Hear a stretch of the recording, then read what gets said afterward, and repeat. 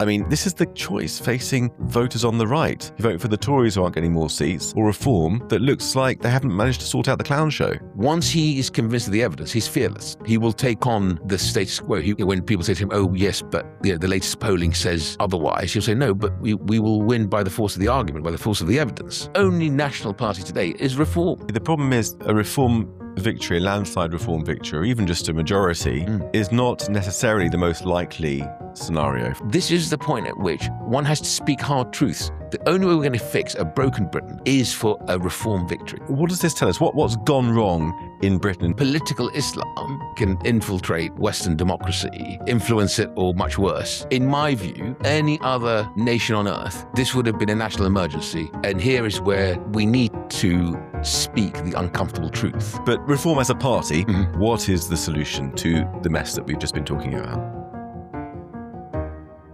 Hello, and thank you for joining us on The Brink. I'm Jake Wallace-Simons. Andrew Fox is on holiday this week, the lucky bugger. Today's guest is the British politician and businessman Nadhim Zahawi. Born in Baghdad to Kurdish parents, Nadhim fled Saddam Hussein's regime with his family when he was 9, and he was then brought up in Britain. As an adult, he founded YouGov in the year 2000 and entered Parliament 10 years later. There he rose to the highest echelons of British politics, including serving as Secretary of State for Education and, briefly, Chancellor of the Exchequer under Boris Johnson. Beyond his ministerial career, his unique background as a prominent British Kurdish figure gives him a distinct and crucial perspective on Middle Eastern geopolitics. Today he joins us to share his insights into the complexities of political Islam, the struggle against Iran, and his high-profile defection from the Tories to Reform. If you're enjoying our podcast, don't forget to like, subscribe, share it, and leave a comment, as we love to know what you think. If you're listening on audio, give the podcast 5 stars. And if the small boat of your listening experience is being blocked by the paywall of the British Coast Guard, yeah, right, now would be a great time to subscribe. Brinksters and Brinkies get to listen with no adverts and can also join a monthly question and answer session with Andrew and myself on Substack Live. For the price of a Penguin Classic a month, you can become part of this month's conversation. Sign up now at thebrinkpodcast.substack.com. And now, without further ado, I'm proud to introduce Nadhim Zahawi on The Brink. Well, Nadhim Zahawi, thank you so much for joining us on The Brink. Thank you for having me. So I wanted to begin by talking about the state of Islam in Britain. And you've got a unique perspective growing up in Iraq for the first 9 years of your life. You're Muslim, you speak Arabic. So you will have an insight that most of us don't have into the Islamic world in general and the state of Islam in Britain. And I just wanted to lay before you this poll, which I'm sure you've seen, which came out in 2024, about attitudes amongst British Muslims towards Hamas and towards Jews, in which 25% of Muslims didn't believe that Hamas carried out rape and murder on October the 7th. 46% had some sympathy for Hamas. This is a year after October the 7th. 46%, the same number, thought that Jews had too much power over government, and 32% wanted Sharia law to be instituted in Britain. So what does this tell us? What's gone wrong in Britain, and what does this tell us about the wider state of Islam in the world? I think those are pretty alarming numbers. And I think you put it mildly by saying, what does it tell us about what's gone wrong? I think this is a time of real urgency. Why do I say that? Because when my father, predominantly because he had to escape Iraq, and I talk a lot about my early life in Iraq and in Baghdad in my memoirs. When we arrived on these shores, I was 11 years old, without a word of English. In fact, I sit at the back of the class and silently, my teachers initially thought I had learning difficulties because I didn't want to make a mistake, and I try and string words together in my head to make up a sentence, because children can be incredibly cruel to try and do it. But of course, by the time I'd made the sentence in my head, the subject matter had moved on, hence why they thought I had learning difficulties. But I also remember him being very passionate and clear in his beliefs, his attitude that this country is the greatest country on earth, that we're here because we're incredibly lucky, and that we needed to celebrate at the values of this country. And the only way you can do that is by integrating and understanding the history and the incredible achievements of the people of the British Isles. And so I grew up with that. My father, my grandmother, I remember, who joined us as well, would watch the royal wedding literally on loop for hours and hours, and she just smiles, and you can see she's just in complete joy at seeing the royal family. And just to interrupt a bit, just to double click on the environment in which you grew up. I mean, how much religion was there in your family? Because this is a model experience that you're describing. Muslim immigrants coming to Britain, more British than British people. It's the sort of experience that's common in other immigrant communities, whether it's Hindus, whether it's Jews, whether it's Chinese, whatever. Not common in Muslim immigrants, unfortunately. How much religion was there? What was the general milieu that you grew up in? So I would say it's not so much, how much religion, as in, my grandmother would, pray 5 times a day, and my mother and father didn't, but nevertheless, I'd actually frame it slightly differently, i.e., the majority of people who came in our generation or my parents' generation were determined to integrate and assimilate and celebrate British culture and be part of it. And, they kept their religion to the mosque or the church or the home because it's their relationship with their God. And this is in the 70s we're talking about? In the late 70s, 78, 79. Okay. But I think what's happened since then is a lack of confidence in UK governments, successive governments, of actually celebrating integration, promoting integration and assimilation, having levers to pull to make people come away from sort of ghettoized communities, enclosed communities. And I think that's where some of this failure has come from, i.e., successive leaders, political leaders and others, leaders in their own institutions, have been far too easily coerced into buying this whole idea that actually multiculturalism means you don't need to intervene or to encourage, nudge, sometimes demand that communities who want to come and settle in our country should engage. And so this is a Blairite idea, really, isn't it? That was taken on and amplified by the Tories, and you were part of successive Tory governments, and then you defected to Reform, just to make that clear. Yes. In January. So we'll talk about all of that. But going back to when your family came over, late 70s, early 80s, by that point, Islamism was already in full swing. Sayyid Qutb had been and gone. The Muslim Brotherhood was already banned, I think, in Egypt by some decades already, I believe. We'd had the 6-Day War. We hadn't yet had 9/11, of course. Al-Qaeda was still a figment of some people's imagination. Yeah. We hadn't had ISIS and all the rest of it. So it was there, but it wasn't the force that we'd seen. So that was part of it. But then the other part was the was the part that the government played. Yes. So I suspect political Islam was probably busier challenging the governments of the period, the Arab world, in the Arab world, at that time, and hadn't gone global yet, cottoned on to the idea that they can infiltrate Western democracy. Got it. And influence it, or much worse, malign influence. So sorry to keep interrupting, but just to pick up that word you said, infiltrate. So just to fast forward then to subsequent decades, we had the Blair government, we had subsequent waves of immigration. We had the Boris wave, which perhaps we can talk about, which is your government, up to 1 million migrants in a year. So we had volume. And within that, we had infiltration, you're saying, of Islamists. Let's sort of just stand back a second and understand what is happening today as we speak, right? The weather's pretty nice outside.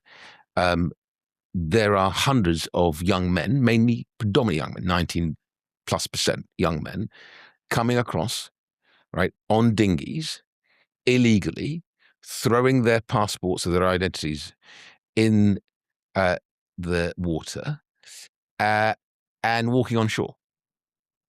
We know nothing about those men other than they come from countries where war is raging, where intolerance is the modus operandi, where Islamism is in control in its various forms, whether it be Hamas or Muslim Brotherhood or IRGC, whatever it happens to be, and they are having to be accommodated in our country, and we're at something like 200,000 already.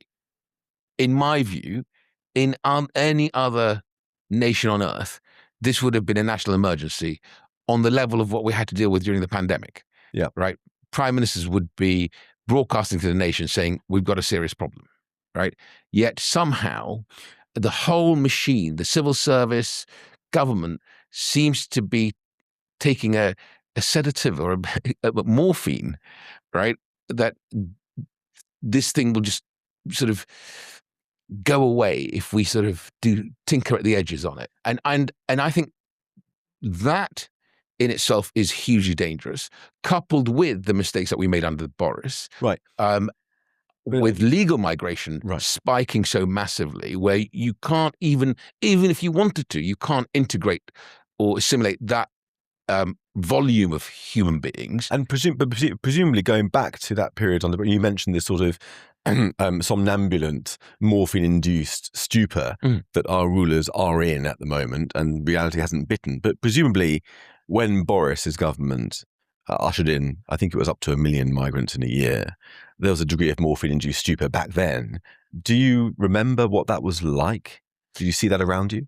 Yes, because obviously we had the illegal invasion of Ukraine, and then we had the sort of the Ukraine immigrants coming refugees. in and refugees. And there were Hong Kongers as well. And there was the Hong Kong. But nonetheless, even if you take them out. But even if you take that out, right? Let's take that out for a second and think about sustainable economies today, right? We today borrow to be able to sustain our services, right? We don't run a surplus. So if you ran a surplus, you could almost forgive politicians for saying, actually, we can be more generous, right? And charity, of course, begins at home, but doesn't stop at home. The reality is we're borrowing this money. Smart nations, right, are saying, hold on a second, you can only come and settle here if you're going to contribute, if you're going to pay taxes, if you are a talent, a high earner, whatever it happens to be.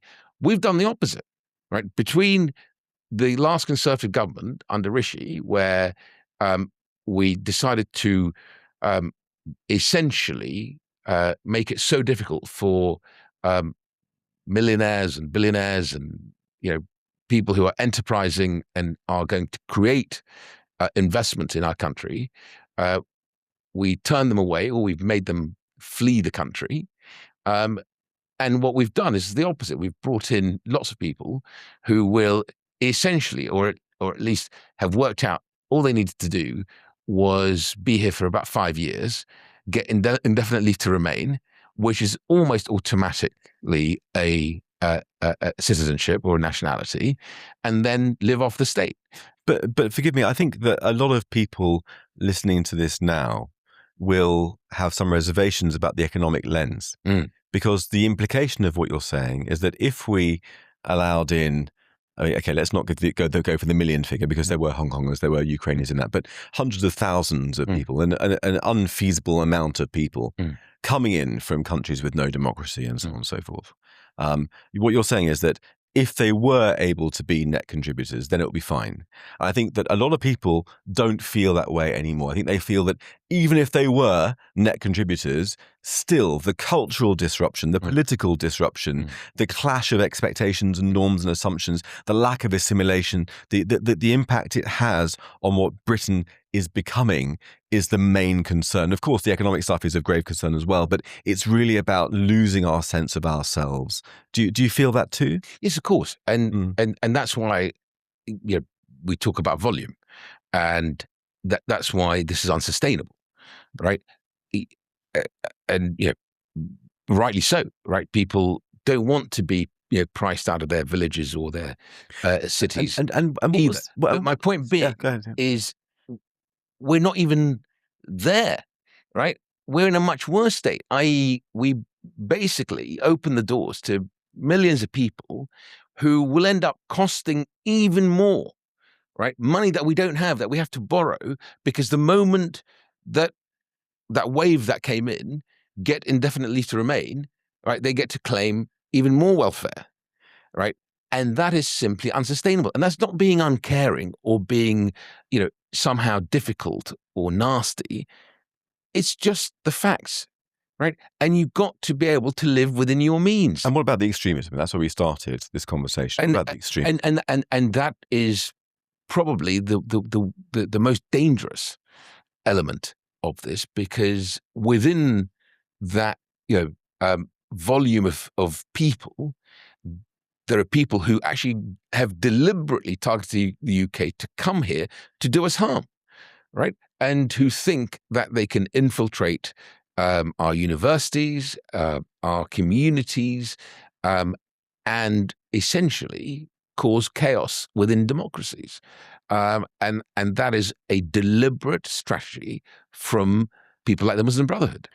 And it's my sense that the UK Muslim community is in large part controlled by either explicit Muslim Brotherhood activists or people who are aligned with the Muslim Brotherhood view.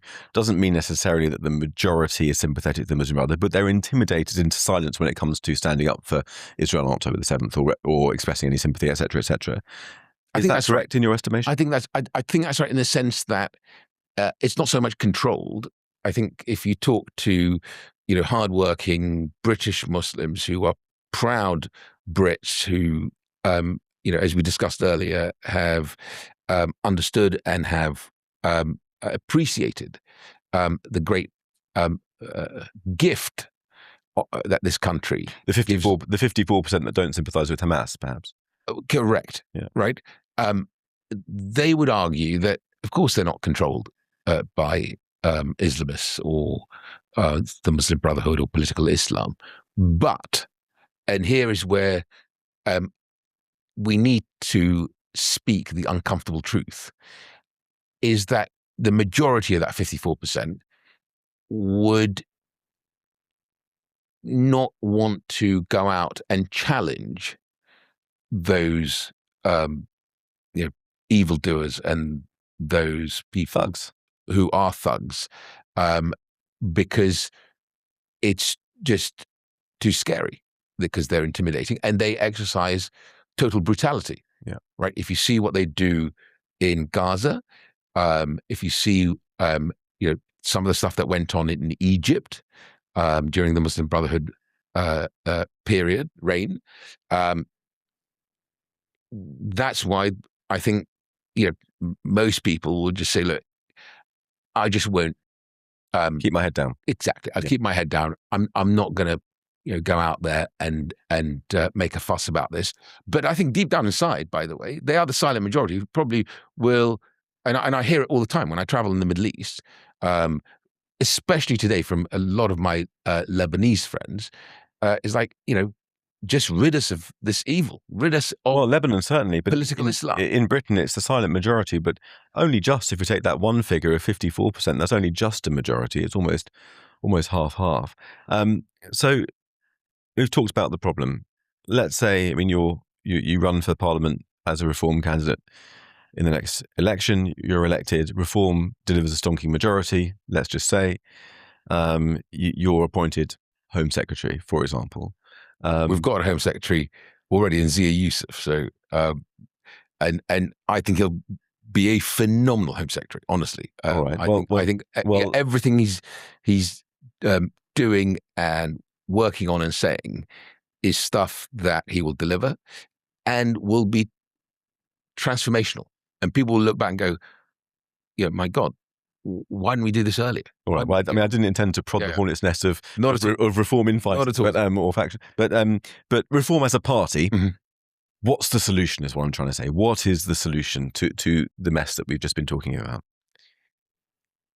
Well, I've got direct experience of this. I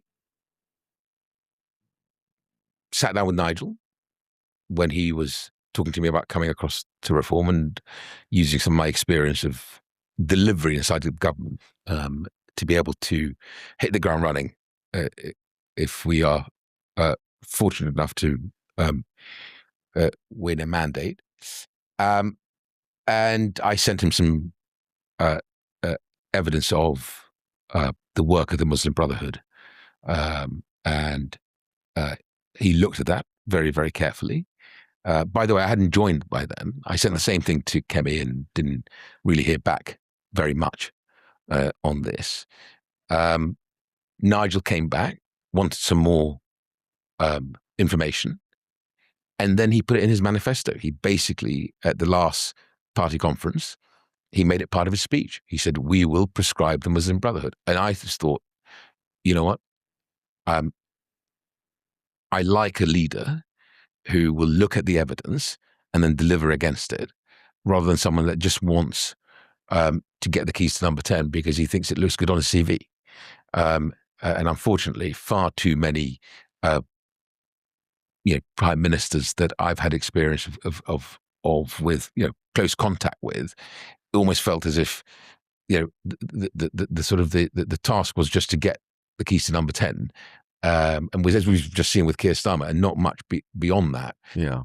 And I think what you'll find with Reform and Nigel Farage is we will do this stuff. We will come out of the ECHR. We will deal with illegal migration. We will bring down the numbers of migrants coming to this country. We will make sure that our streets are safe, our communities are safe. It's family. Okay, so in terms of policy, country. You've talked about leaving the ECHR, banning the Muslim Brotherhood, and the IRGC, by the way, which is still not banned in the United Kingdom. Correct.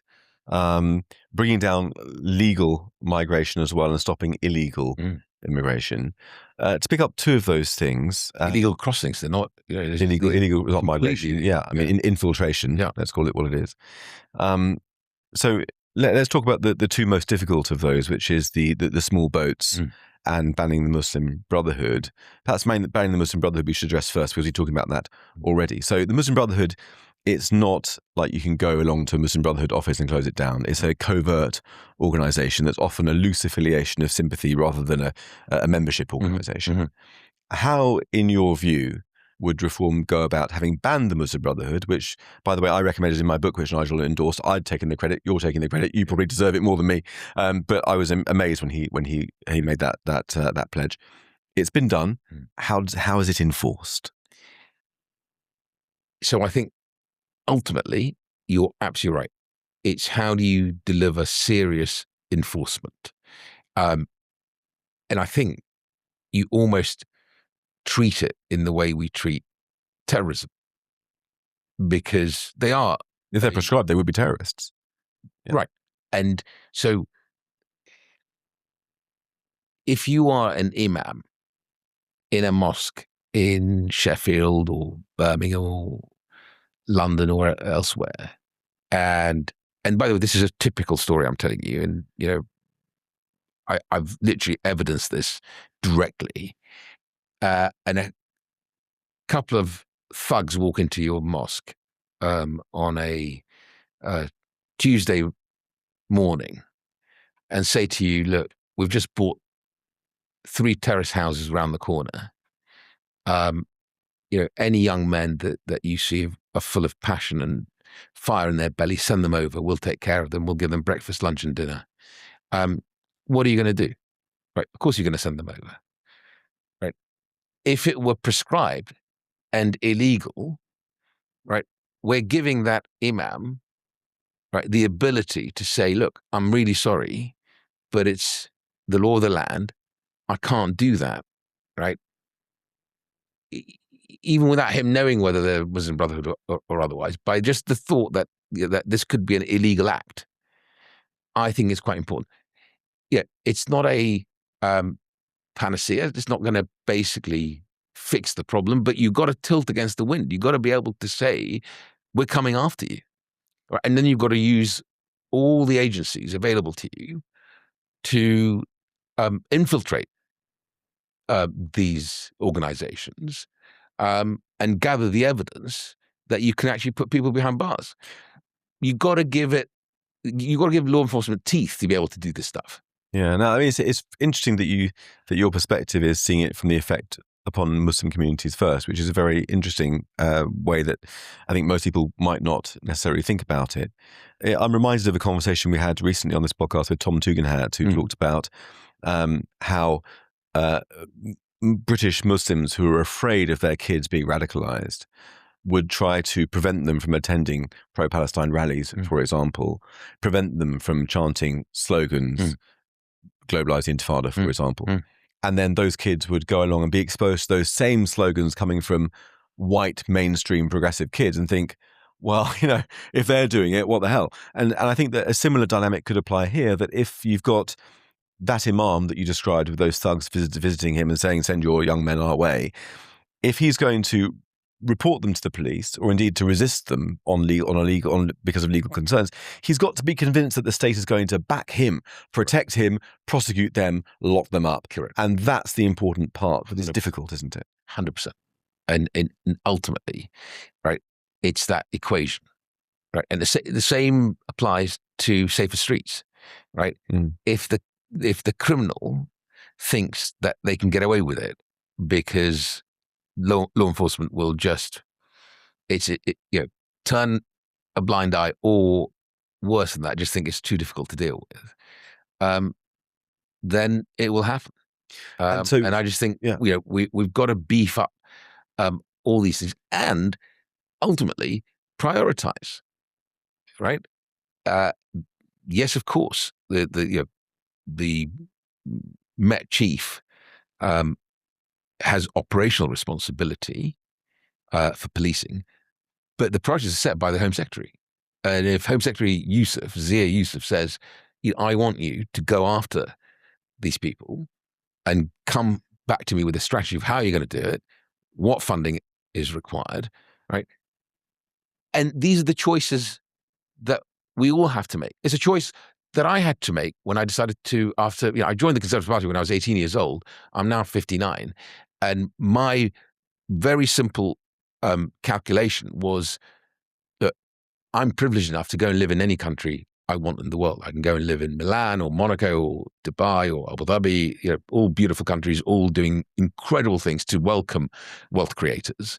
But I chose to fight and stay here because I think actually having a prime minister and a party that does put the people of this country first, that talks about actually you've got to fix things like family, community, country, and the fixes are tough, but they are not undoable. Right? This stuff can be done. When we come together as a nation, we can smash any target, in my view, right? It's just having politicians and a machine that shrugs its shoulders and simply says, it's too difficult to deliver. Well, let's talk about the coming together, and let's talk about the machine, because you've described how. Let's stick with the example of the Muslim Brotherhood. I mean, it's one amongst many challenges that a new right-wing government would face. Muslim Brotherhood enforcement very difficult.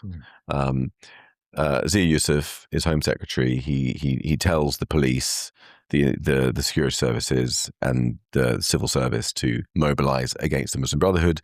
He gives them this funding. We recently had Sir John Jenkins on this podcast, who I'm sure you know well, who wrote the seminal report on the Muslim Brotherhood in 2015.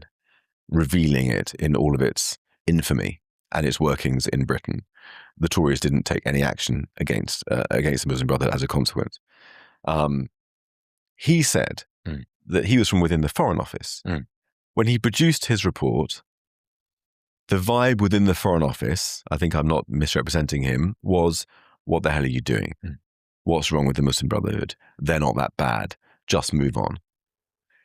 Now, I feel, given the nature of the blob, if Zia Yusuf says to the various agencies, we're going after the Muslim Brotherhood, given that the police, for example, as the Henry Novak case has demonstrated, has been almost brainwashed by this nonsense, diversity nonsense for such a long time, wouldn't they not be unified? Wouldn't the machine be working against the master, as it were? And how would reform deal with that problem? You're absolutely right. John Jenkins, JJ, is spot on when he says that the machine itself, institutions within it, would just, I describe it as shrugging their shoulders. Yeah. Right. I don't want to be overly nasty towards some good people within parts of the civil service, but overall, that his experience is right. When things are either too difficult to handle, there's a sort of, I think you said, a vibe, where you either sort of tone down the urgency, the rhetoric around it, because it's uncomfortable, and you find ways to hang that argument on, however spurious they are, on it's not that urgent. They're not really that bad. This is scaremongering by monarchies and dictatorships that see this democratic movement as a threat. Not true, of course. And I think the way you deal with it is by making sure that the civil service, one, understands what you want to deliver, how you're going to deliver, and then making sure that you've got the right people in the right jobs. And the work that Danny Kruger is doing on preparing us for government, I think, will do a lot of that. We'll get that into a good place. It is absolutely essential. We did it in Wandsworth. Many, many decades ago, I used to be a councillor in Wandsworth with Eddie Lister, who led that borough, and we transformed the borough after, I think, decades of Labour rule. We came into office, and what we did was essentially, and those individuals sometimes identify themselves, even in the civil service. You will know the ones who really want to deliver for you, without you needing to know what their politics is. Do you think there'll have to be a cull of huge numbers of civil servants, and perhaps a replacement with other more sympathetic civil servants? So it's all about the leadership. Yeah. And what we did in Wandsworth was Gerald Jones, Sir Gerald Jones, God bless his soul, he passed away a few years ago. We made chief executive, and he absolutely understood what our priorities were, what we needed delivery, and he focused, laser-like on outcomes, outputs, right? Not just inputs, i.e., oh yes, let's keep that minister busy, let's give him a speech to make or an announcement to make, or a pilot. It's usually they give you either a pilot or a review to keep you nice and sort of quiet and docile. The good ones will say, right, we've got to deliver, right, against these targets. I'll come back to you with a plan of how we're going to do it. We're going to have to make some difficult decisions as minister. I'll need your backing on it, because I'll need your backing with the Treasury and with other parts of government, and you get it done. Can I make a suggestion? You feel free to pass it on to Reform if Reform hasn't thought of this themselves. But I think that one of the problems with clamping down on extremism in this country is that there isn't enough specialist knowledge about what extremism is, how it presents, the turn of phrase that might distinguish an Islamist preacher from a regular imam. I think bring in some Emiratis. Yeah, we had Amjad Taha on this podcast just a couple of weeks ago. A great man. And there's so much passion coming from the Emiratis. Now, the Emiratis, it's not a democracy. They have their own problems with modern slavery, with migrant workers, with engagements in a brutal war in Sudan and so on and so forth. So I don't want to glamorize it, but they're very, very adamant and strong on the Muslim Brotherhood, and they're campaigning globally on that. They won't send their students to British universities for fear of them being radicalized here and going to bring it back to the Emirates. So on the Sudan thing, actually, I've got to say this, they're the ones who are advocating for a unconditional ceasefire and then negotiations. They're not sure, but there's been controversy about them about arming the RSF. I'm just saying, it's a sideline. Sometimes the stuff gets, the waters are muddied so badly because someone is. But my point is that if, for example, there was an Ofsted-style organisation that was inspecting British mosques for traces of extremism, that was informed by Emirati consultants who can distinguish extremism from mainstream Islam, that would be a good thing, wouldn't it? So bringing in specialist knowledge is a great thing.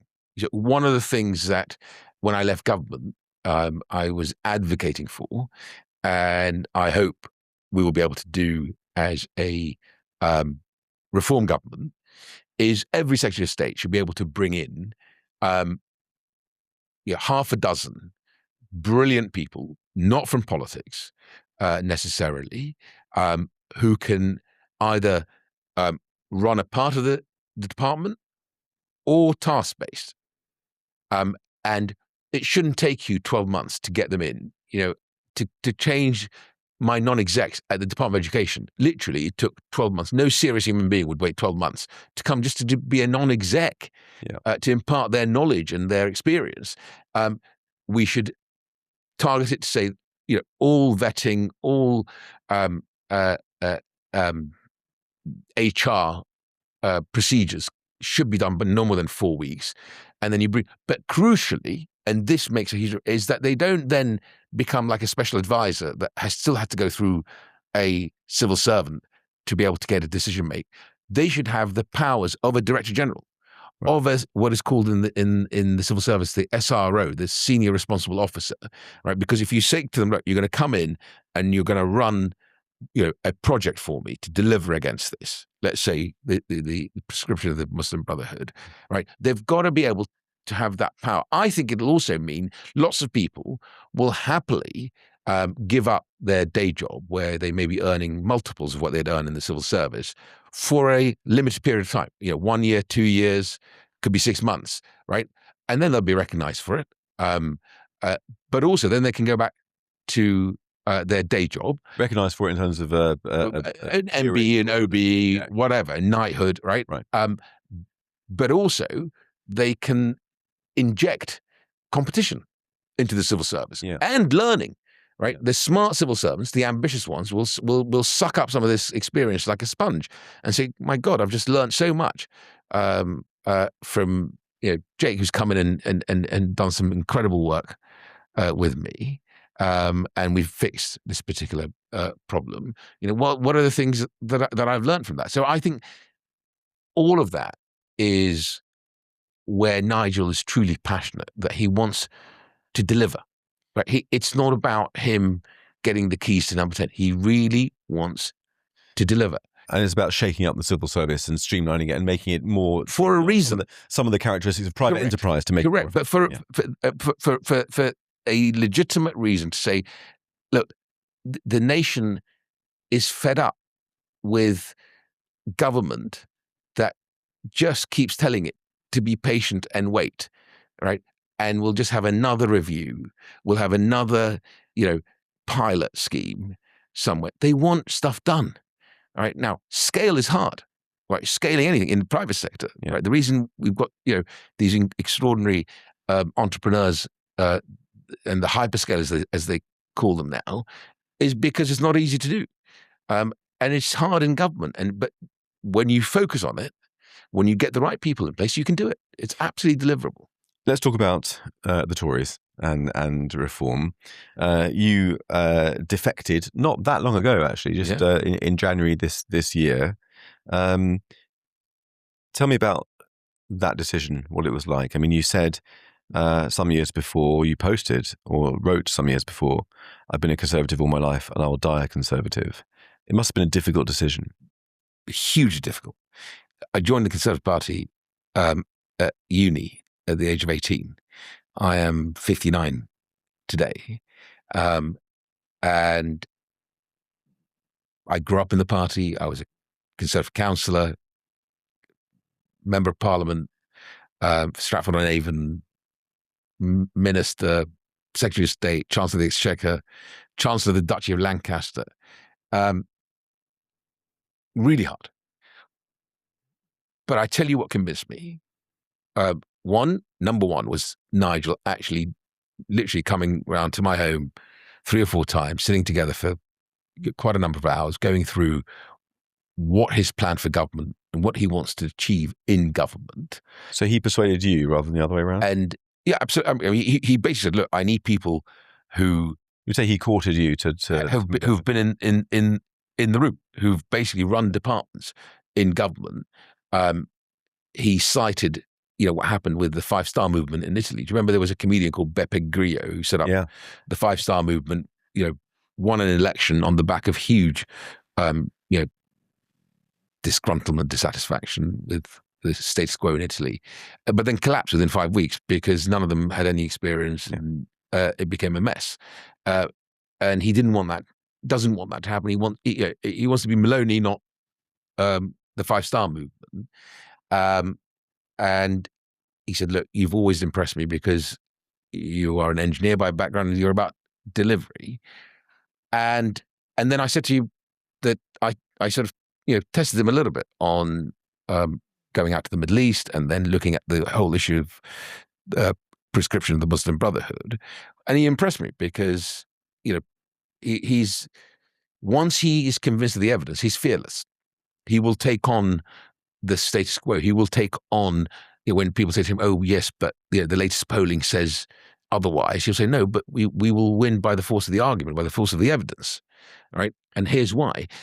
And then it was a decision, look, if I'm going to stay in the United Kingdom, which is what I've chosen to do, is to fight for my country, to get a government that actually does deliver for the people. So much of public services are broken at the moment. Where we are sitting today in W1 or SW1, where I live, right, within 3 or 5 mile radius, things seem okay because it's pretty affluent, right?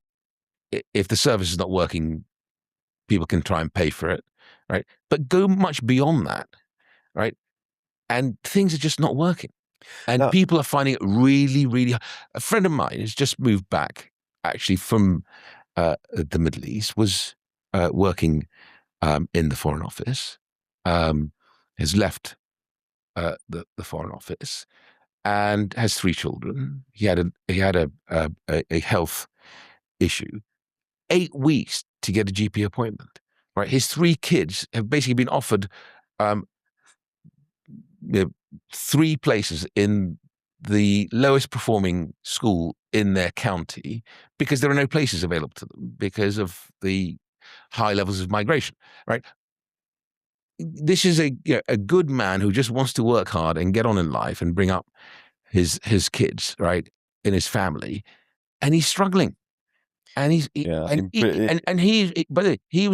went on a journey a bit like you were telling me that your family were thinking of who they think can run this country properly, and his conclusion was similar to mine, that actually you need reform, you need someone to come in and just fix some of this stuff and stop telling me that they can't do it because it's far too complex.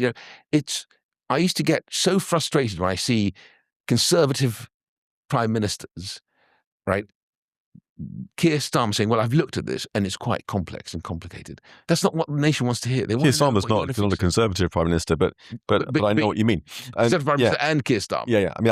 I mean, the conversation you're alluding to was what I was describing before we were recording about how in the last general election I went to the polling booth without knowing where my cross was going to land for the first time in my life. Now, I won't share with the audience where my cross landed because it would be unprofessional, but I did share that with you earlier. But I'm interested in this conversation between you and Farage at your house, or the series of conversations where he was courting you, persuading you to come over to bring your experience to reform.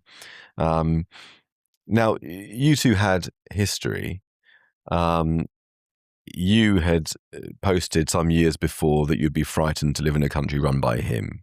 He had posted as recently as 2022 that all you're interested in is climbing the greasy pole, not having principles. Now, I'm not intending to bring this up as any kind of gotcha moment, but just was the sense from the inside that was all just public sort of crossing of swords? It didn't really mean anything, or was there some real bad blood that you had to work through in burying the hatchet and working together? There was no bad blood. Nigel had made no secret that he admired my business experience and my achievements in government. So it was just performative social media stuff, or it didn't really mean anything? No, but I'm sorry. I'm sort of trying to get to answer your question. And actually, he said to me, I took a bet on you becoming prime minister. I thought you'd make the cut and become prime minister. And I think sometimes in politics, and you can go back and look at Twitter posts or X posts or whatever they're called, and you people take positions on things, but actually you can also be big enough to reevaluate, and that's what I did. Which is to say, if I want this country to be the best, and to, I'm very competitive. I like winning. I like this country to always win. What do I do? Right? Who do I back? And if you put country ahead of party, there is only one conclusion, in my view. Right? Because the evidence is there for it. And that is that if we're sensible, we get round Nigel, we build capacity, we attract the best people possible, and we form a government and we fix some of these problems. Well, many people would argue that if you put country before party, the answer is obvious, which is a coalition of the right to prevent that fragmentation in the national interest, Tories and Reform joining to crush the left. There's so much a sensible age. What the Conservatives did, and I would be the first to apologise here on your podcast or in other interviews I've done, actually was so wrong and in many ways unforgivable. Top three unforgivable to the nation. The immigration, the illegal boat crossings and not really dealing with it, and Rishi saying I'll stop the boats and actually it not happening, and then the furlough and spending £430 billion, I think off the top of my head was the number that the Treasury delivered, printing money. And were these things that you opposed from the inside? No, so I know. Look, I was all for creating a safety net, but I think it was far too generous. And what was much worse was they're not preparing the nation that there will be a point at which we're going to have to make some tough decisions on spending. Right after the Second World War, the nation knew that there was a price to pay for us taking down an evil empire in the Nazis, right? And that victory also had an economic hardship and economic price to pay with it.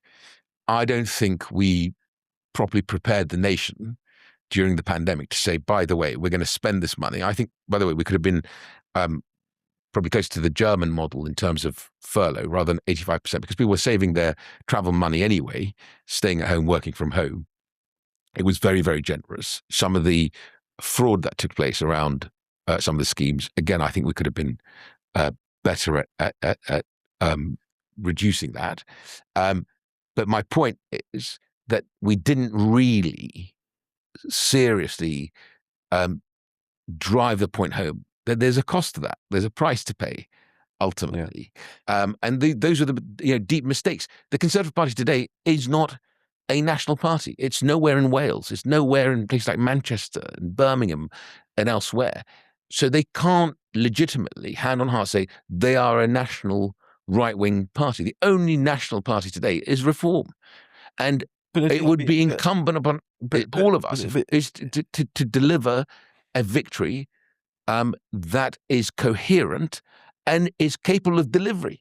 Right? There's no point. We had all these coalitions inside the Conservative Party. We failed because at least a third of my party was trying to effectively reverse Brexit. Yeah. Right. That was another deep mistake that we made, and that's why I can't sit here and hand on heart say to you, oh yes, of course, what we should really do is have a coalition. No. Right. This is the point at which one has to speak hard truths. The only way we're going to fix a broken Britain is for a Reform victory. I'm absolutely convinced of it. But all the other stuff. See, the problem is that a Reform victory, a landslide Reform victory, or even just a majority, is not necessarily the most likely scenario from where we stand. I mean, who knows? Who knows? We're years away. 10 years of my life in polling. Fine. You might think it's the most likely, but it might very well not happen. Whereas opening the door to the possibility, I mean, the phrase that you used was with regard to putting the bad blood of yourself and Nigel Farage behind you was be big enough to do so. I think a lot of voters in the country would look at the infighting between two parties of the right that basically share the same desires for the country and say, look, can't you just bury the hatchet in the national interest and form some kind of grown-up coalition so that we're not going to be subjected to the real danger, which is any of the parties on the left, from Labour to the Greens, I can barely even speak their name, to the Gaza Independents, to the Liberal Democrats. I mean, surely that's the bigger danger.